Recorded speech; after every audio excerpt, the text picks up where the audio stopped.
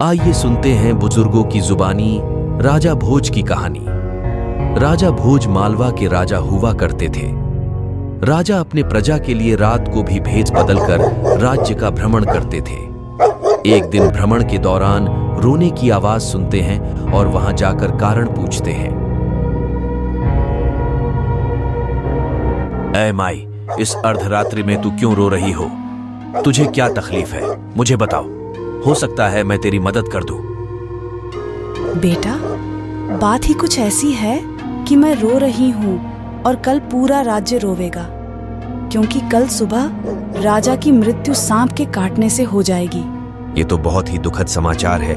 इस काल को रोकने के लिए कोई विकल्प हो तो बताओ माई। काल को आज तक कोई नहीं रोक पाया है। मैं क्या बताऊं बेटा, तुम कौन हो?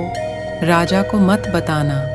लेकिन फिर भी कुछ तो बताओ, मन बहुत व्याकुल है। मैं तो बस यही कहूंगी, अतिथि देवो भव, आगंतुक की सेवा अगर दिल से कर दिया जाए तो हृदय परिवर्तन होते देर नहीं लगती। महल आके राजा मंत्री को बुलाते हैं और आदेश देते हैं।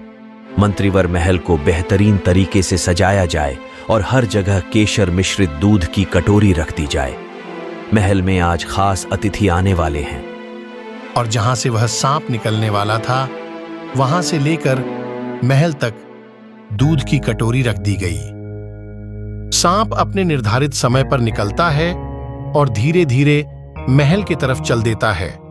लेकिन ये क्या, हर जगह दूध की कटोरी देखकर अचंभित होकर पीने लगता है। दूध पीते पीते सांप एकदम मस्त हो जाता है और हर्षित हृदय से महल में प्रवेश करता है। राजा महल में उसका प्रतीक्षा कर रहे होते हैं।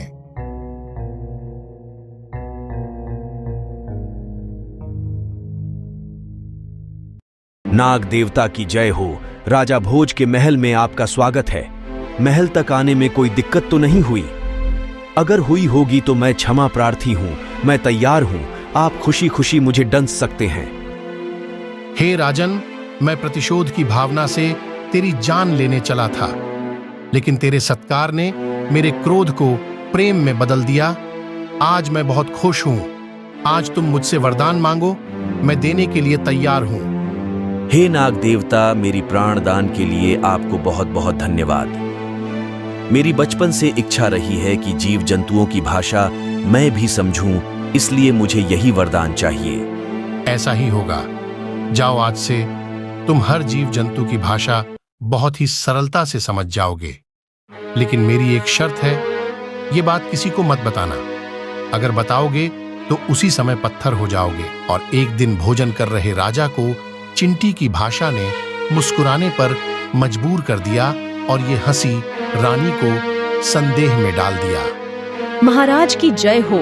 आप किन बातों को याद कर मंद मंद मुस्कुरा रहे हैं? जरा मुझे भी बताएं, मैं जानने के लिए व्याकुल हूं। ऐसी कोई बात नहीं, बस यूं ही कोई बात याद आ गई और मन ही मन हंस रहा हूं। ऐ रानी, मन में कोई संदेह नहीं पालनी चाहिए। लेकिन कहते हैं न, शक का कोई इलाज नहीं होती। रानी के मन में संदेह हो गया है। इधर राजा किसी को ये बात बता नहीं सकते, क्योंकि शर्त के अनुसार वह पत्थर हो जाएंगे। राजा रानी को मनाने की हर कोशिश करते हैं, लेकिन रानी मानती नहीं।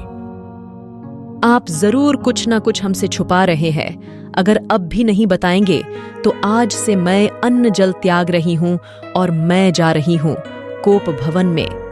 हे रानी, मैं बारंबार आपको समझा रहा हूं, आप दिल में कोई संदेह न पालें। ऐसी कोई बात नहीं है। अगर नहीं मानोगी तो कोप भवन नहीं, नदी किनारे चलो, वहीं बताऊंगा, क्योंकि बताने के तुरंत बाद मैं पत्थर हो जाऊंगा। चलो चलते हैं। और राजा रानी दोनों नदी किनारे जाते हैं।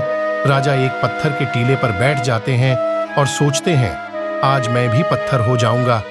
तब तक वहीं एक बकरा और बकरी आती है। ऐ मेरे प्राण प्रिय बकरे, अगर तुम मुझे प्यार करते हो तो वह कमल का फूल जो नदी में तैर रहा है, उसको लाकर मुझे दे दो, क्योंकि कमल का फूल मुझे बहुत पसंद है। ऐ मेरी प्यारी बकरी, इसमें कोई शक नहीं है कि मैं तुझसे बहुत प्यार करता हूँ, लेकिन नदी गहरी है। तेरे कमल के चक्कर में मैं डूब जाऊंगा, इसीलिए तुझे कुछ और लाकर देता हूँ। नहीं, मुझे वही कमल चाहिए। अरे ज्यादा हठ मत कर, तुम मुझे राजा भोज समझ रही है। देखो, एक नारी के चक्कर में एक मामूली बात के लिए अपनी जान देने आए हैं। वह रानी के प्यार में पगला गए हैं, लेकिन मैं पागल नहीं हूं। चुपचाप घर चल, दिमाग मत खराब कर। बकरे की कही हुई बातों ने राजा को सोचने पर मजबूर कर दिया कि एक मामूली बकरा हमसे भी ज्यादा विवेक रखता है। उसकी कही हुई बात मेरे लिए अनमोल ज्ञान है। उसके बाद रानी से कहते हैं, अरे मैं तेरे एक बात के लिए जान क्यों दूं? मैं तुझे ही त्याग रहा हूं। अरे जो नारी एक मामूली बात के लिए अपनी पति के जान की परवाह नहीं करती, वैसे पत्नी के साथ ना ही रहना बेहतर है। मुझे क्षमा कर दे महाराज, मुझसे गलती हो गई। अब ऐसी गलती कभी नहीं करूंगी। चलिए राजमहल चलते हैं।